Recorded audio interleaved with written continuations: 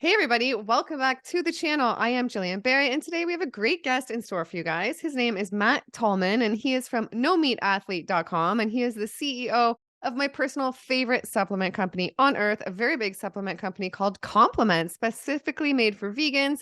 And he has some great stories around supplementing, the supplement industry, being vegan, and just so many amazing things. So I wanted to bring him on for you guys today, and let's say hello. Hey Matt, how's it going? Hey, I'm doing so well. Thank you so much for the invitation and the opportunity to share my story with your community. And just for the record, we did not pay her for the endorsement, but that was a lovely endorsement of compliment. We're so happy that you've enjoyed our compliments since we don't like the word supplement. Yeah, I love that. I see you guys have crossed out supplement on the back. And no, you guys haven't paid me. I only talk about things I personally love on the channel. And that's why I love these. And what I love is that they're all in one. So it's great. You don't have to worry about taking a bunch of different things at once. So there's so many things I want to talk about with that. But first I'd love to Yeah. start just so we can connect a little bit more with your vegan story. So you're vegan. How long ago did you go vegan and what led you to that path and how did it change your life? So I'm 10 years vegan, probably more than 15 vegetarian. And I start out with that distinction because that path kind of led me to veganism. So I think sometime when I was in end of high school, college, I lost a uncle to cancer, and he was given, one of those terrible diagnoses, stage 4 or 5, like get your affairs in order. There's nothing we can do to help you. It's probably going to be a matter of weeks. And I'm happy to expand on that story. It's unfortunately one that is illustrative of the challenges in our mainstream health system, and particularly when it comes to cancer, because there's a bunch of misdiagnoses over the course of a year, and you have to wonder whether or not he would have been able to combat that cancer a little better had they caught it earlier. But he still nonetheless said, I'm not going to accept that death sentence. I'm going to do something about this. And they embraced a fully raw vegan diet, because at that time, again, if the mainstream system says there's nothing we can do for you here, where do you go, right? And so he found some of those early thinkers. Again, this was probably 15 plus years ago, and had tremendous success, even to the point where the oncologist said, look, I don't know what's happening here, but these tumors are shrinking, so that's wonderful, and you should keep going. And he this was about 6 months in, and again, he was given like weeks to live, and he had survived 6 months. And maybe it's a long time ago now, getting those durations long, but it was really, really remarkable. Unfortunately, the oncologist said, hey, this is going really well. Why don't we give the cancer the double whammy, right? We'll also do chemotherapy because now you're a candidate Mhm. because of the progress you've made. Unfortunately, the oncologist didn't really understand that he had spent the last 6 months detoxing, really creating an environment that would heal itself. And 3 days after, chemo, went into a coma, died shortly after. Whoa, And that's it was crazy. yeah, it was a really, just eye-opening experience, and in solidarity, a lot of family members sort of started on that progression towards a more plant-based diet. And I started putting two and two together and saying like, hey, ground beef is like a really kind of gross concept, right? And like you start to, watch those documentaries. Back then there weren't as many, but there were still enough to kind of push you in that direction. And so I didn't go vegan. I probably was in the ovo pescatarian group. Dairy, immediately I cut out. I was like, I've never been a fan of dairy and meats. It didn't sit well from there. But it wasn't until a few years later, after college, after some of those experiences, and I still had, those social pressures. I certainly wasn't vegan by any sort of like philosophical measure, but I lost a my grandfather. I played a supporting role in what would become end of life care. It was a really traumatic experience. I effectively lived at the hospital for about 30 days and just saw how challenging that experience is. It was probably the first certainly the first person I'd held his hand when he passed. And that just really made me so focused on preventative. health as, the kind of, core effort that I make every single day. And that, immediately I went back to my education around cancer and, veganism and sort of, a healthy plant-based diet. Reread the China study, just started pulling on that thread. I was really blessed to have sold a company prior to that, which allowed me to play that supporting role with him day in and day out, and then to continue essentially in a full-time research effort to really kind of understand, why do some people thrive? I had a grandmother who was vibrant until she was 104 years old, and then Yeah. others, like one of my grandfathers who I didn't know well died when he was, barely out of his 50s, right? I mean, that's a almost 100% return on life, right? To Yeah. extend from 50 to 100. So I was really, really focused on how do we live in a way that's in alignment with our nature and obviously can prolong life. And so, long story short, my veganism really came from selfish origins. I was and still am to a large extent very focused on how do I extend the healthy years of my life, health span as well as lifespan. But obviously, as you get into this community, you start watching those documentaries, you start visiting animal sanctuaries. I'm very involved with one on the board, and spend a lot of nights and weekends helping to support the 120 some odd resident animals that we have here at our sanctuary called Love in Arms. And I've become much, much more focused on the ecological and the ethical aspects of veganism over the past 10 years. But obviously, it also has that foundation. And, I just think this is the healthiest way to live. So Yeah. thank you for bearing with me through Wow, that long no. answer. What a story. And I think naturally a lot of us become more ethical vegans over the years. Like I didn't go into it for that. I went into it for health, but now I'm just so much more compassionate and ethical in that regard, but it wasn't just sort of my intention in the first place. But it's good you took this path even without you yourself having major health problems, because usually people become plant-based, vegan, raw vegan if they're faced with a health crisis. So it's good you were able to witness from what was happening around you and then enforce that into your own life. So yeah, you've been vegan for a while now. And what led you to sort of get into the supplement industry, and what led you to sort of realize what supplements are important for us as a vegan or raw vegan, and what supplements do you think those are that are important? Yeah, so you mentioned that I didn't have any health challenges myself. I'm not sure that's the case, given that I think most of us are suffering from heart disease at a very early age. Most of us have cancerous cells in our body at all times, but our body is, a healing machine if you set it up right. And so, but fast forward, I was vegan for about 2 years, very, very healthy, whole foods vegan. Not immediately at the start, like most people, the first maybe 3 months, I was a extremely high processed carbohydrate vegan because I had Yeah. absolutely no idea what I was doing. But over time, I figured out how to not just eat pasta and veggie burgers every day. And so I felt like I was really, really healthy, but I started getting some strange symptoms. My nails were actually peeling off, Wow. like very scaly, very scary. And I think a lot of people will resonate with the idea that your outward appearance is a reflection of your inner health, right? Hmm. And so, when I saw that, and I started getting some, what I then learned was psoriasis on like my elbows, for instance. And so there's just these little things that were happening. And so, I went to a doctor and got all sorts of blood tests back, and I had what he diagnosed as rheumatoid-like inflammation. So just a really bad sort of systemic level of inflammation. Of course, it was first manifesting in these areas. I had really imbalanced cholesterol. So I had very low cholesterol, as we often see with vegans, but you want a high amount of good cholesterol, right? Hmm. HDL cholesterol.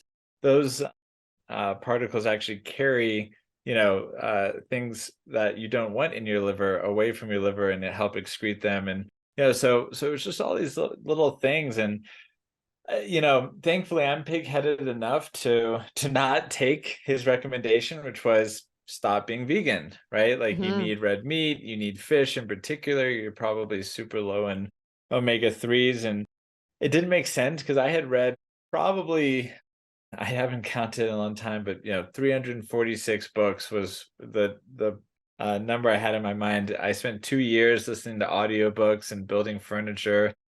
I literally listened to everything from the South Beach diet, the blood type diet. I was really trying to figure out, like, what is the truth here, all the way to the other side of like Ornish, Campbell, Esselstyn, the sort of forefathers and mothers of our movement. And so I was like, this doesn't make sense. How could I be sick? And I went one step further, which, as much as I love them and many of them are friends, there are those whole food, plant-based purists who don't believe you should supplement. Yeah. And I think that's a really dangerous concept because there are minimum requirements to the essential vitamins and minerals and things like fatty acids, like omega-3s, that you need for basic biological functioning. Yeah. And as much as I am the number one person to always say, like, hey, you can be massively deficient and very unhealthy on a standard American diet, right? Like, this isn't a criticism of veganism. You can have any diet in the world that has peaks and valleys because we all have patterns of consumption, which will lead to intaking more of certain vitamins, more of certain macronutrients, more of certain minerals, and less of others, right? And so, like, that's the big caveat. This isn't anti-vegan. It's just Yeah. about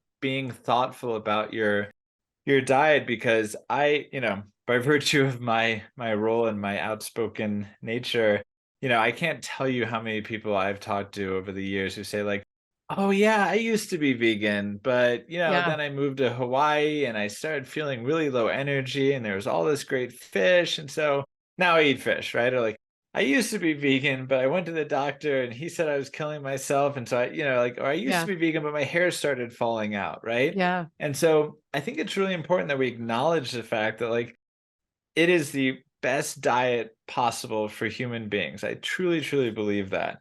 But like any diet, because we've totally degraded the quality of our soil through modern agricultural practices, like, you're going to get certain vitamins and minerals and macronutrients, and you may not get some other ones, right? And I can tell you a story because I just did a podcast this morning with Plentiful Kiki, a dear friend who had suffered from hair thinning to the point where she had a bald spot.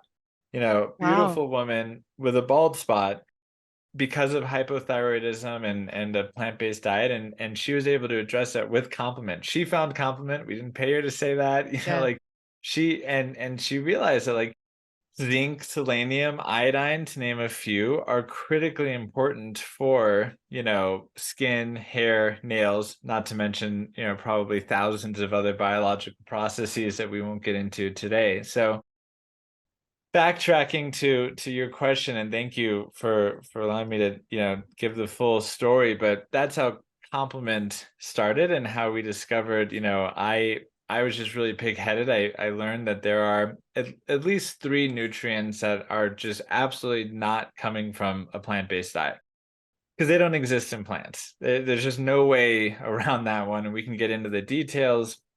And then there's probably, another four or five that are going to be really difficult to absorb in adequate quantities. And there's different stories for each one of those that, we can get into the details. But suffice it to say, I started taking these nutrients, everything started to fix itself. My blood tests were perfect within a matter of 2 or 3 months. My nails are now great. At 10 years later, everything is awesome. And I really attribute it to the fact that, you need to have these complementary set of nutrients that allow for you to really thrive on a fully plant-based diet. Yeah. And think of how many people you've helped and maybe saved through creating the product. You know what I mean?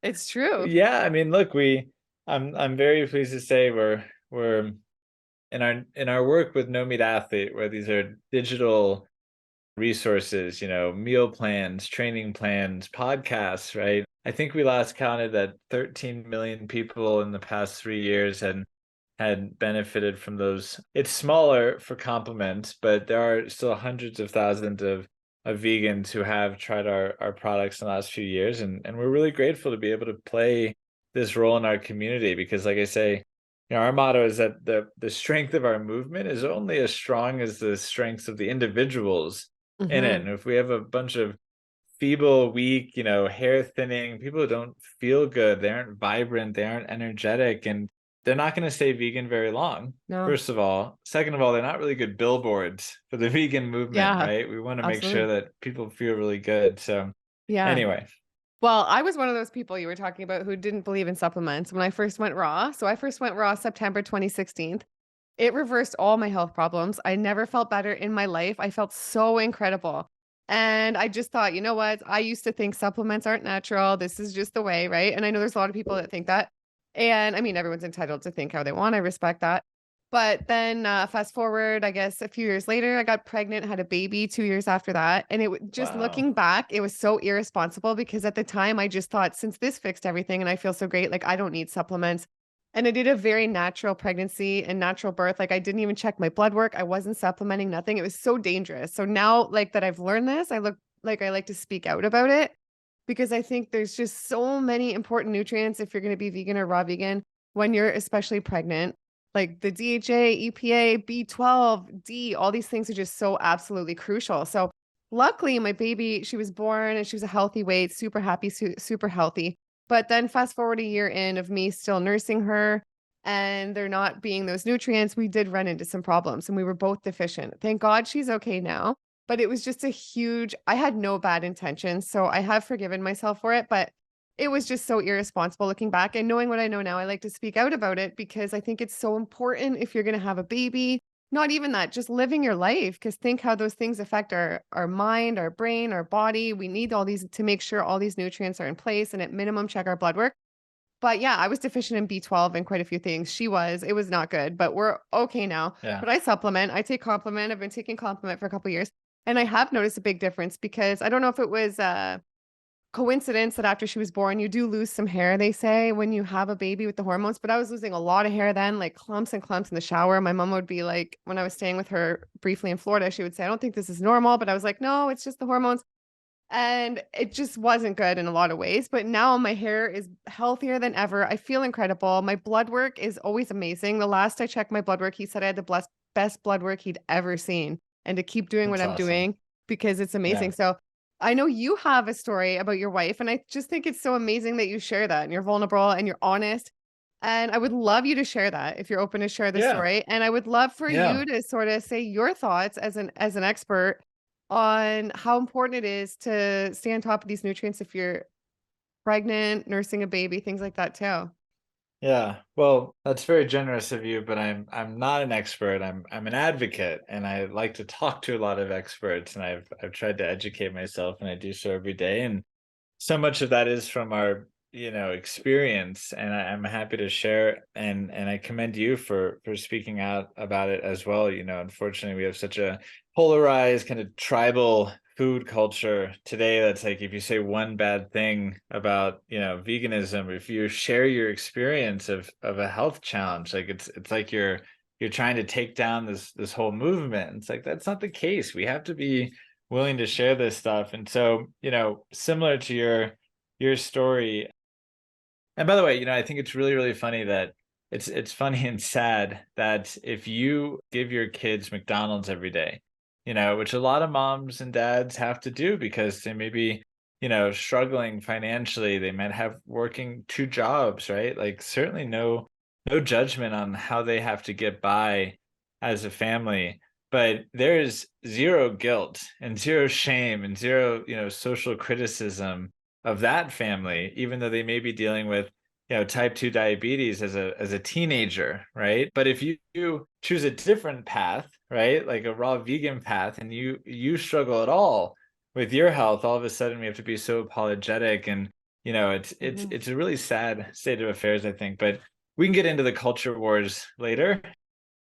To answer your question about my wife's very recent experience, we launched a So postpartum, right after you have a baby, with the exception of like 1 6-week checkup, which is really I think a physical checkup to make sure everything is healing correctly, there's almost no care for the mom, right? Hmm. Which is crazy because in most cases you're the single source of nutrition for that baby. But throughout that pregnancy and obviously after, there was very, very little regard for micronutrients, I think with the exception of like vitamin D. And I think even that is, not necessarily standard of care. But I'm speaking a little bit outside of my area of expertise. And as a result of that, the baby is pulling all the nutrients that he or she needs from the mom. And, recently we launched a service that allows for plant-based people to check their core nutrients levels, omega-3s, which, as you mentioned, DHA and EPA, which are two long-chain omega-3 fatty acids that, DHA makes up a meaningful percentage of the actual mass in your brain, right? Like it is a Hmm. fundamentally critical fat. And so measuring that, B12, vitamin D, we went through this process with my wife, I should mention iron, and found that she was woefully deficient in vitamin D, which makes sense. We live at 10,000 feet in the mountains in the winter, right? Like you're not getting a lot of sun exposure on your skin, which is where vitamin D is synthesized. It's on the surface of your skin and then reabsorbed over time. So, fun fact, if you go to the beach and you get all this vitamin D on your skin, then you go shower, you will actually not absorb that back into your bloodstream for Wow. utilization. So, we found out that she was really, really low in vitamin D and omegas, and that's with her supplementing. But unfortunately, you need a tremendous dose, especially if you're nursing. And Yeah. so, I'm really, I wish I had recorded it. She even said like, this should be an advertisement for Compliment, because like probably 7 to 10 days after starting much higher doses of both DHA and DPA as well as vitamin D, she had felt like just a tremendous change in her mental, both clarity as well as just kind of brightness, right? Like, I guess you would call it the opposite of sort of the gloominess that can sometimes affect a lot of us in the winter. And I attribute that mostly to vitamin D, but you have to have all these vitamins and minerals working in concert to really enjoy that level of vibrance. So yeah, obviously Complement now offers these blood tests. The outcome of that blood test is a consultation with our dietitian, all plant-based. You get this little packet. That's not going to show up here. I have to put it by my face, I guess. So you can have these personalized vitamins. I don't mean to turn it into an infomercial, but I'm really passionate about it because it allows you to address, oh, you're a little low in iron, you're a little high in vitamin D, for instance, right? And I think it's important that we recognize that through the seasons of life, like literally as you age, right? But also the seasons that we live through in terms of our exposure to sun, the nutrients that we're getting from different plants, if we eat with the crop cycle, you have to continuously think about that stuff, and having the tools to actually measure some of those biomarkers to understand, I quick story on me, just 2 3 weeks ago tested myself again and I'm really low in vitamin D, or I Wow. was. Yeah. And again, makes sense. We're coming out of winter. I haven't had my shirt off outside in a very long time. So, I've been supplementing at a much higher level of vitamin D. I'll get that number back in range. I'll probably test again. And as we enter into summer, I'll probably taper off that vitamin D and just, go back to my usual regimen of, complement. So again, I just think it's so important that people recognize that there are these tools available. You don't have to use Complement. There's a bunch of other at-home wellness tools. You can talk to your doctor, although most people don't enjoy that process. But I just really encourage people, especially if they're going into a pregnancy, they're coming out of a pregnancy, to do some basic testing, see where you stand, and then take some basic steps to make sure you're getting what you need. Yeah, and I think that kit's great because so essentially it creates a custom supplement for you, right? It tells you exactly what you need or what you might be deficient in. And it's great you guys can do that there. So I'll link that down below. So that's in the US. We can't do that, unfortunately, in Canada, I think, because of our regulations or whatever, right? So if you're in Canada or other Yeah. countries, like check your blood work. I think no matter what your diet, and I think it's great you're not an infomercial because it's just truly it's something that really helps people. So I think it's great. And I think all these nutrients are super important.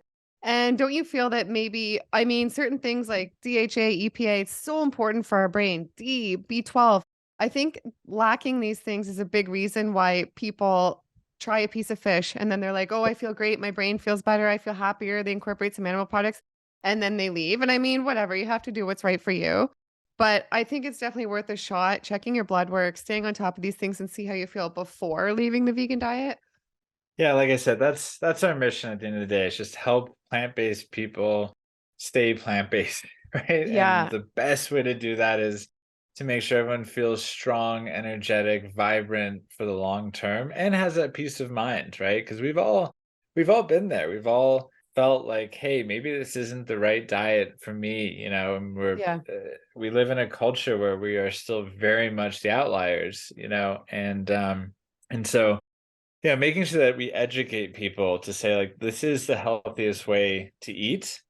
But just like any other diet, there are peaks and valleys, like we talked about. And so giving them the tools that they need to feel really secure in their dietary decisions is at least half the battle, right? Because so much of life happens in our mind. Yeah, and I wanna ask, so what do you say if somebody says sometimes people will come on my channel and say, "Well, supplements aren't natural." Maybe we touched on that a little bit at the beginning, but what do you say if somebody I just think we don't live in a natural world anyway, like you were saying about the soils, things like that, so Well, yeah, I think if you look at I think there's two ways to address that question. The first one is you can get nutrients that are derived from natural sources. So obviously take vitamin D, for instance. We derive our vitamin D from something called lichen.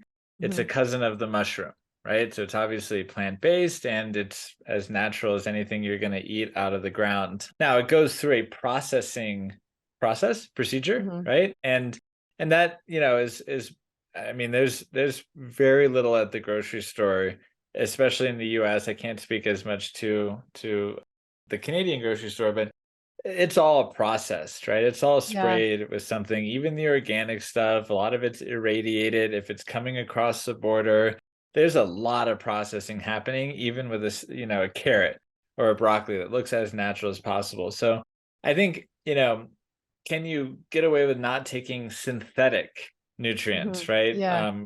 Fake nutrients, chemicalized nutrients, like, yeah, definitely. And that's us, right? Like, we certainly strive to, like I say, I mean, you can omega 3s, our omega 3s come from algae, right? Our Mhm. D3 comes from lichen. You can derive this stuff without creating essentially the chemical synthetic version of a nutrient. So that's number one.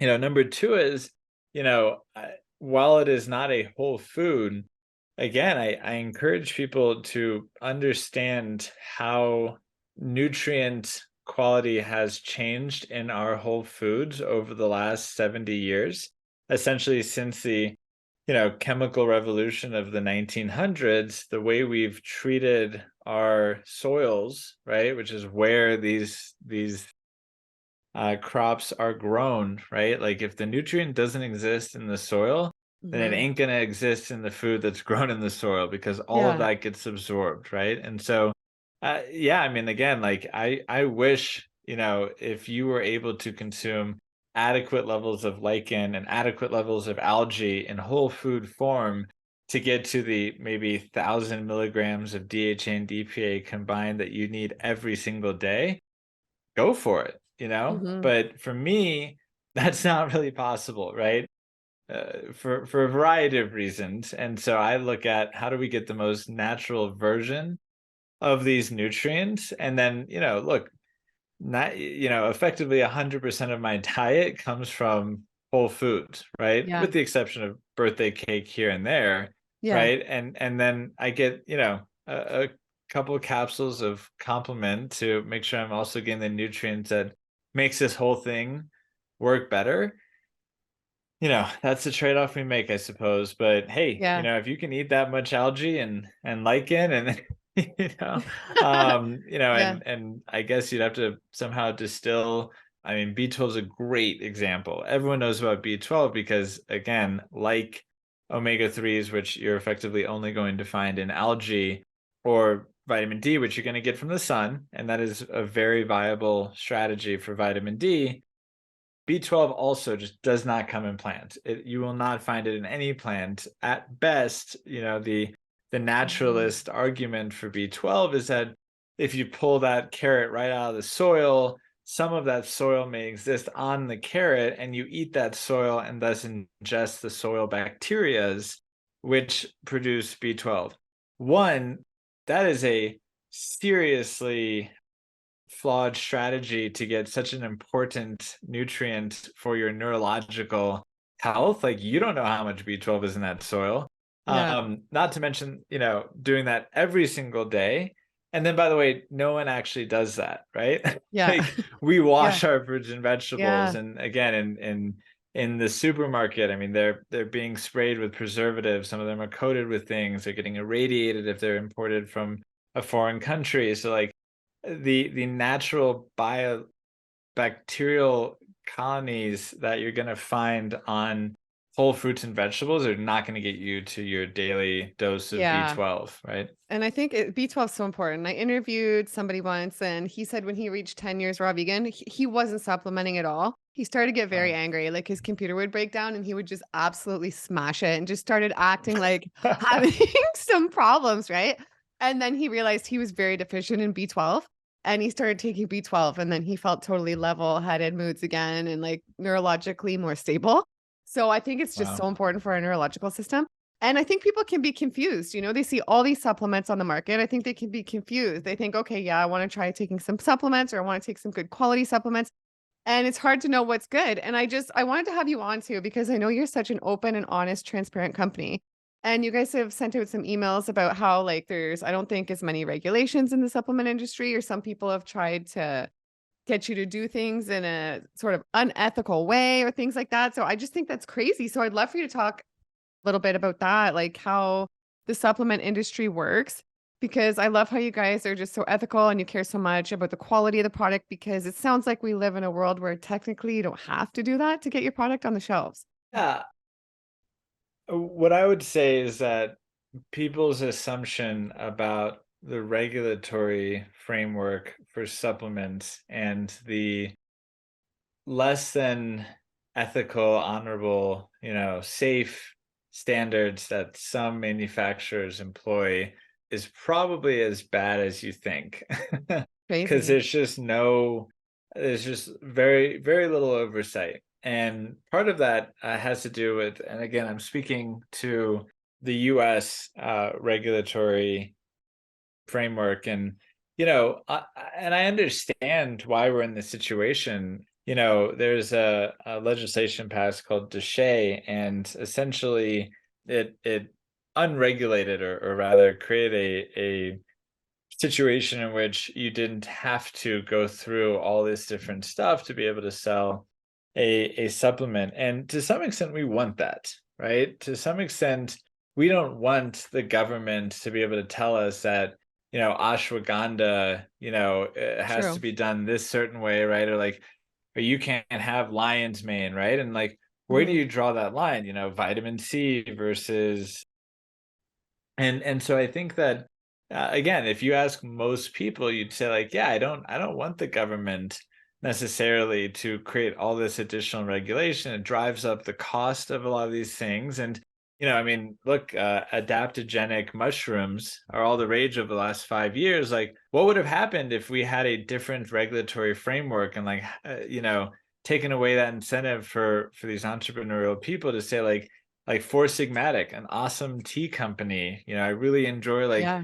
their reishi mushroom tea, like chai tea. If I'm sick, like I'll have that night. No idea whether or not it works, but I think it does. And I don't want the government to say that like that's it's regulated in the same way as like NyQuil, True. Yeah.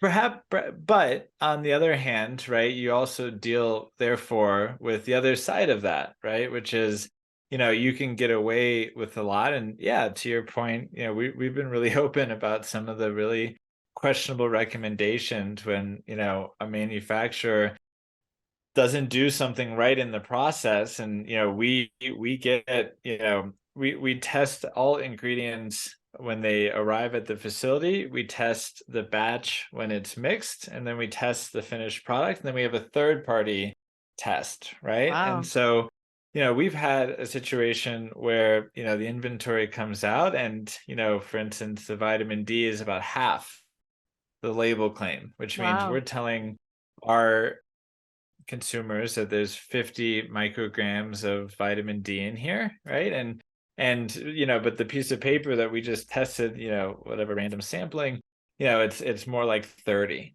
Right. And it's like, well, it's plus or minus this and that. And there's, and they have all these explanations, and they essentially tried to explain away, right, this issue. And, we had to create a settlement because, we wouldn't accept that. We won't ship that out because that's not the product I want to take. And again, myself, my kids, my wife, my extended family, we all take this stuff. And that's why I think the most important thing is, to try to find a company that you can trust, right? Yeah. Which I think is really hard because there's a lot of, you know, shadier people who, say they develop a following and they just want to slap their name on a label, right? Like you don't really know what depth they've gone into understanding the science and vetting those manufacturers and sourcing those ingredients. But I'm really proud of what we've created. And for me, the highest, I've been saying this for so many years, but like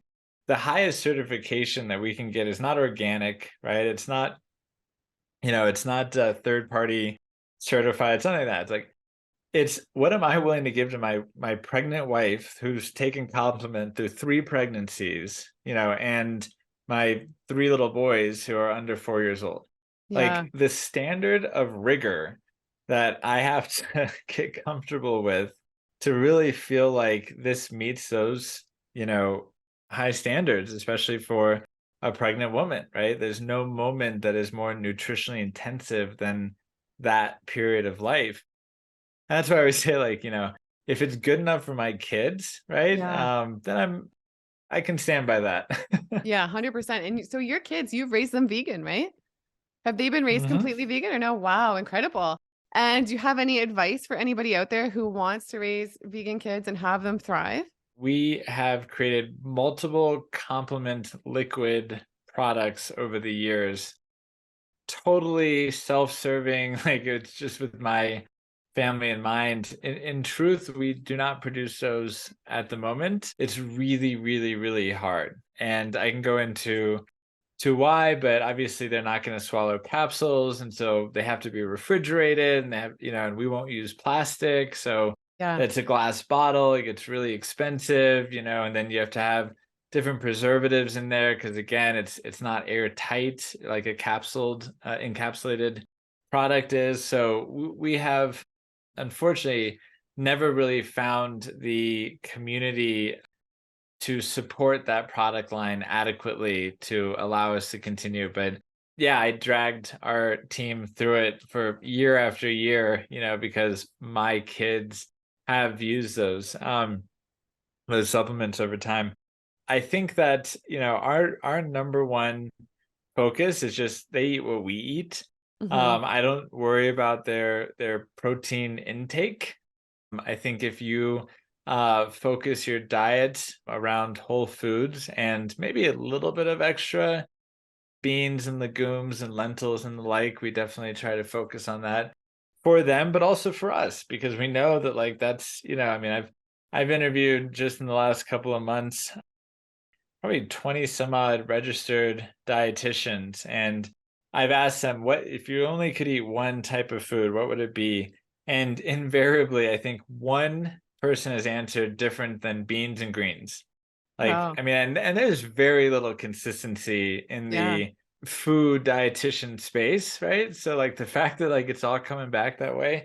So yeah, I mean, look, when we send them to school, it's like I'm sure he's a weird kid because he's eating like hearts of palm and artichoke hearts and like, Yeah. just a little thing of beans, right? But like on the other hand, while those may be, a spinach salad, sometimes I shouldn't say sometimes. Once my wife forgot to put on, she does a little balsamic vinegar and oil on the spinach salad like every day, and he loves it.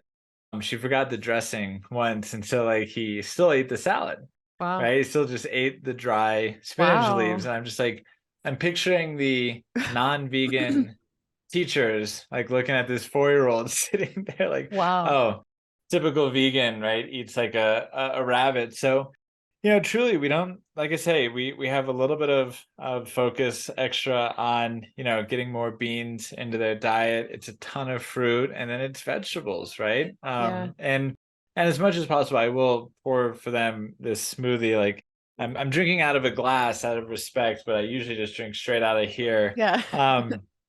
And that's got hemp seeds, it's got flax seeds, it's got chia seeds. So, I think it's the same rules as you have for an adult, just with a little bit more focus on making sure that they get the calorie intake and, to some extent the protein intake. But if you look at the recommended daily allowances for those macronutrients, if you have good hearty eaters eating a diversity of plants, like Mhm. you'll hit them. I think Yeah. people worry.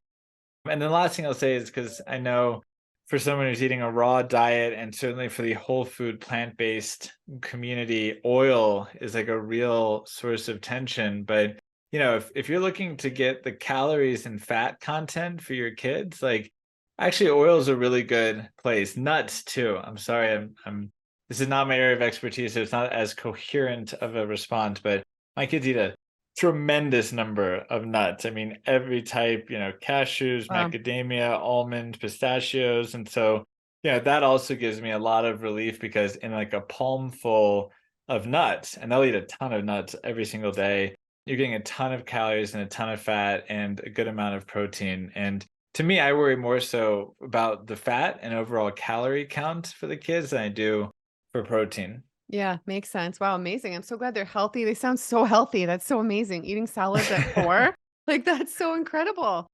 Well, I'm Yeah. wondering, a lot of people come on the channel too and they ask, "What should I check when I get my blood work done as a vegan?" Do you have a suggestion for that? And if you could tell everybody what I know what's in here, but if you could tell everybody what you put in your supplements, like so they know like the everything, just to make it clear that is sort of important to look for to make sure you're getting on a vegan diet. Yeah. So you can find all that information at lovecompliment.com if you want the lowdown on each of these nutrients. And I'll quickly describe, there are 3 categories that those nutrients fall into. One are nutrients that do not come from plants, and we talked about those, but DHA and EPA come from algae. Vitamin D comes from the sun, or in this rare case, lichen, and then B12 comes from soil bacteria. Then you go down the line a little bit further to something like zinc. Zinc 100% comes from plant. The issue is that in those plant forms, like for instance beans, it also comes with what some people call like an anti-nutrient phytate, which essentially blocks the absorption of that zinc. And if you rinse your beans, if you soak and rinse your beans, you can rinse off the phytates and then be much more able to absorb the zinc. The challenge is that most people don't have time. They go to Chipotle, they're eating out, right? So their beans have not been soaked and rinsed. So having that extra amount of zinc is a good idea. Iodine, for instance, this speaks to what we talked about before with soil quality. We've just decimated our soils through overuse and the use of many modern agricultural processes like pesticides and herbicides and the like. And so if you look at the iodine content in our world, it's just gone way down. Yeah. And then selenium, you can get selenium from Brazil nuts, I think, uh right? And things like that? Brazil nuts. Thank you. I saw a text message from Yeah. which I kind of learned to turn off my notifications during interviews. But or maybe my wife sneaks through from some like filter that she can break through the do not disturb. So anyway, yeah, selenium, Brazil nuts. But how many of us are actually eating a Brazil nut every Yeah, single not day? many, And no. then, last but not least, vitamin K2, and that one's a newer one in terms of the broader discussion in the scientific community. Most of us think about vitamin K, which comes from dark leafy vegetables, but that's vitamin K1. It's different. It's just an entirely different nutrient, even though it's part of that family. Vitamin K3, by the way, is synthetic. So we talked a little bit about natural vitamins, right? You can synthesize this molecular structure in a lab, and that is what they do with vitamin K3. So if you're looking for a vitamin K2 or vitamin, yeah, K supplement, you're getting all you need from dark leafy vegetables. That's the K1 type. And K2, you're only really going to get from a fermented dish called natto, Mhm, which is popular in some Asian countries. However, again, it's a fermented dish. It's a bacterially derived nutrient. mhm. So if you're not eating natto on a daily basis, you're just not going to get it. So, like I said, it's kind of three categories. Speaking fast, because I know we're about to run out of time, but one, some stuff just doesn't come from plants, like vitamin D. It's the sun. Two, Yeah, it comes from plants, but there's a complication, like we're not getting it from our soil, or there's a blocking agent, like in the case of iodine and zinc. And three is you may be able to get it from plants, but it's maybe just not the adequate quantities or bioavailability for whatever reason. So like I said, I want to make sure we're able to wrap up, and I'm speaking fast, but hopefully that gives no, that was great, and I people think when an explanation. it did. When somebody checks their blood work, they should maybe say, right, "I want a full panel including all these things," like the things you just said, and magnesium too and everything? Yeah, apologies. I didn't clarify. Some of those nutrients are very difficult to measure. Mhm. But like B12 or magnesium, right? It probably just a safe bet to add a little bit. I think your doctor would struggle to measure magnesium or selenium, for instance. There's just not a commercially viable test in my experience. Yeah, okay. However, vitamin D, B12, your omega status, iron, the marker there would be ferritin, which is the protein that actually carries the iron in your blood. Those are absolutely essential. I wrote a long, very long blog post on nobeatathlete.com. I think if you probably search my name, you'll be able to find it. But that goes through my whole testing regimen. There's probably about 16 biomarkers that I look at on a regular basis, not just Okay, perfect. micronutrient status, but also just your general health markers. Yeah, okay, awesome. Well, I wanna thank you so much for coming on, this has been great, and I loved how you've been so personal and open, shared your stories with us, and can you let everybody know where they can find you before we end off as well? And I'll let everybody know I will link Compliment, the website, and my code down below if you guys wanna save. They have amazing products, I love their protein powder and a bunch of other stuff as well. And yeah, let everybody know where they can find you, and I encourage everybody to go follow Matt. Well, thank you so much. If you go to Compliment, which our web address is lovecompliment.com, or if you just Google Compliment vitamins, you'll find us. I send out a lot of emails to that email list, and if you join there, respond, I'll get the email. I'd love to connect with folks that way.